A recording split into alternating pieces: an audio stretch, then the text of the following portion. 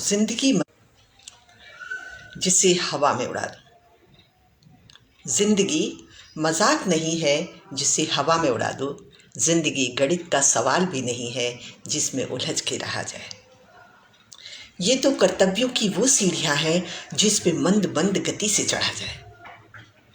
अधिकारों की चाहत में कर्तव्यों का भी भला किया जाए। खुशी हो या गम, समभाव में रहे हम। वर्तमान में जियो मेरे दोस्त, भविष्य को रखो सिक्योर। भूत तो नीचे, पुल के नीचे का बहता पानी है। बस जिंदगी की इतनी सी कहानी है, जिंदगी की यही कहानी है। मेरे प्यारे दोस्तों, मैं हूँ doctor Hema Pandey, motivation speaker और आप सबकी दोस्त। सच में जिंदगी मजाक नहीं है। कहीं चूक हो गई तो पूरी जिंदगी बर्बाद हो जाती है। दृष्टि नहीं, आपके पास दो दृष्टि जरूरी है। हाँ, जीवन है, कभी कभी उम्र है ऐसी जहां हंसी मजाक बना लेते हैं हम अपनी जिंदगी को।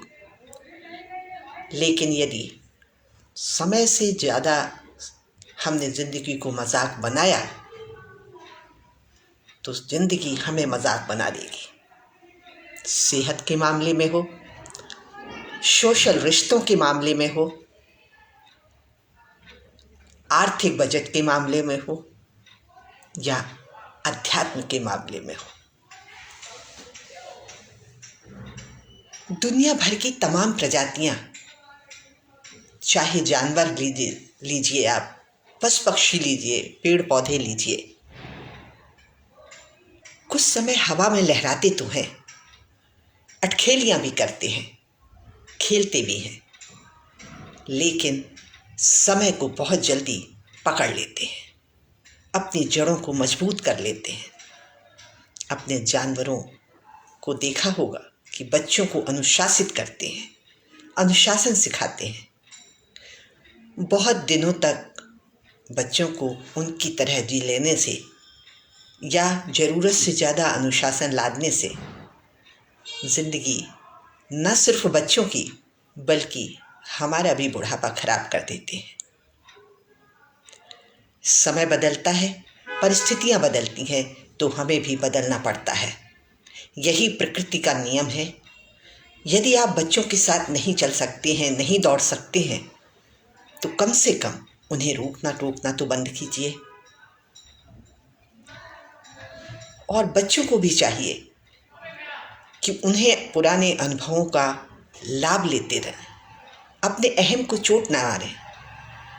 ऐसा ना हो कि वो हमारे बुजुर्ग लोगों के, हमारे ग्रंथों का मजाक बनाएं।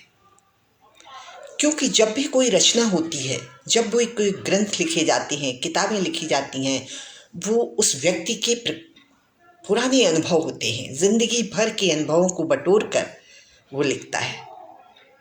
एक लूट मार करने वाला व्यक्ति भी अपने अनुभव दे जाता है। वाल्मीकि का जीवन कुछ ऐसा ही था। दोस्तों, जो लूट मार करता था, आखिर उसने इतनी बड़ी रचना ग्रंथ की कैसे कर दी? सोचने वाली बात है। क्या उस समय वो परिवार की हेल्प कर रहे थे, परिवार की सहायता कर रहे थे?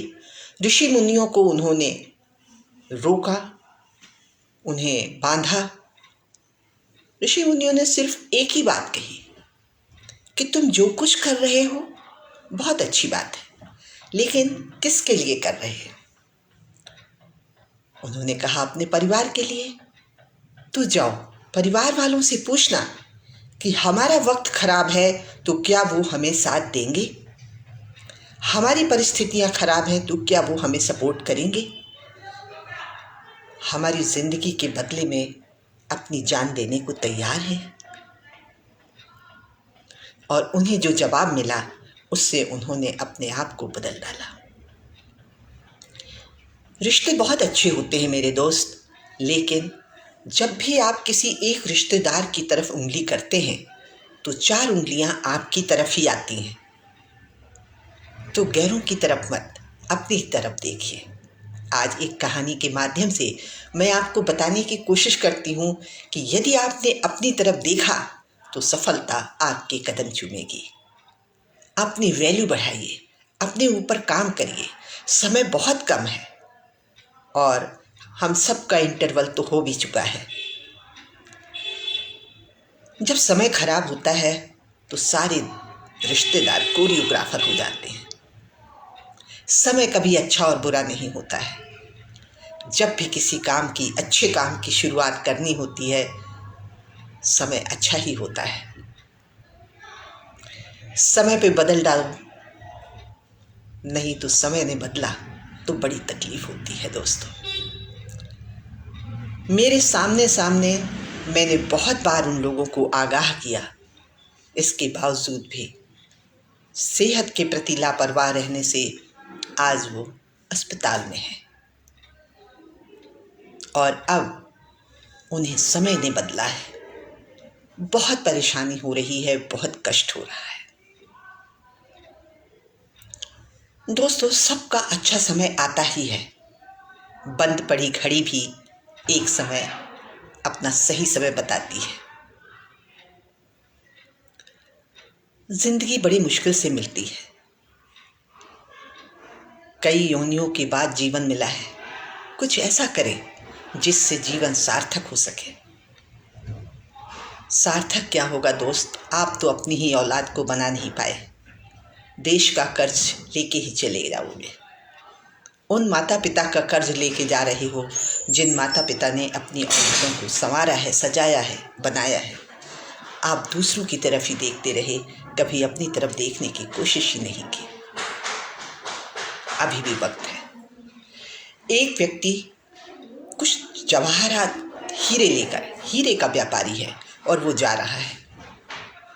चोर की निगाह पड़ती है कि ये सज्जन काफ़ी संभाल के रहे, पोटली को संभाले हुए हैं, लगता है कुछ माल है। उन्होंने अपने हीरों को गिना और सही सलामत पाकर सुकून की सांस ली थी, लेकिन चोर ने देख लिया था और अब जिस ट्रेन में वो चढ़े उनके पीछे पीछे वो चोर भी चढ़ गया। संयोगवश उसी सीट के सामने वाली सीट पर उसने आसन जमा लिया और चादर तान के सो गया। सेठ साहब अपने नियमानुसार शाम को पूजा आराधना, हाथ मुंह धोने के बाद अपना भोजन किया और लेट गए। 12 बजे चोर उठा।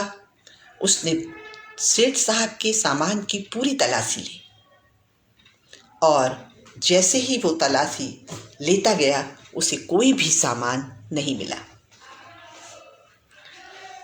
थक हार कर दोबारा अपना चद्दर ताना 4 बजे और सो गया। सेठ साहब प्रातःकाल उठे, उनका नियम था उठने का, तो चोर आराम से सो रहा था। सेठ साहब को थोड़ा आश्चर्य तो हुआ कि ये कब से सो रहा है, लेकिन हमें क्या। और इस तरह दूसरा दिन भी उसी रूटीन में हुआ। दिन भर सोता रहा, शाम को उठा और शाम को जब वो सेठ साहब सो गए तो पूरा सामान उसने फिर से खंगाला, लेकिन कहीं भी उसे कुछ भी नज़र नहीं आया। दोस्तों, 2 दिन का सफ़र कुछ ऐसे ही कटा, लेकिन ये क्या, अब तो उतरने की बारी थी। जैसे ही वो उतरा, सेठ साहब ने अपना सामान पैक किया और वो उतर गए। सेठ साहब को उतरते देखकर आनंद फानंद में चोर भी कूद गया और सेठ साहब के आगे जाकर उनके पैरों पे पड़ गया। सेठ साहब एक बार तो घबरा गए, लेकिन फिर कहा, क्या बात है, आप मेरे पैर क्यों छू रहे हो? चोर ने कहा, आप मुझे सिर्फ ये बता दें कि वो पोटली कहाँ रखी थी, मैं चोरी छोड़ दूंगा, मेरा पूरा खानदान चोरी छोड़ देगा। सेठ साहब ने कहा, मूर्ख, दुनिया दूसरों की तरफ ही देखती है, काश अपनी तरफ देखती। काश अपने ऊपर काम करती। जिस समय तू पोटली ढूंढ रहा था उस समय तू चोर नहीं था, उस समय तू मालिक था। जब मैं सोने जाता था तेरे ही बैग में वो पोटली रख देता था और सुबह मैं निकाल लेता था। अगर तू अपने सामान को देखता तो शायद तुझे वो पोटली मिल जाती।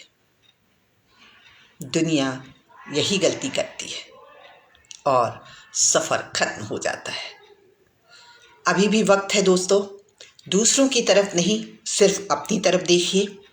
अपनी सेहत, अपनी आर्थिक स्थिति, अपने बच्चों को और साथ साथ अपने वजूद को मिटने मत दीजिए। सहयोग करना बुरी बात नहीं है। परिवार, समाज और देश का सहयोग बेशक ज़रूरी है, लेकिन इन सब से पहले अगर आप रहे तब तो जहान रहेगा।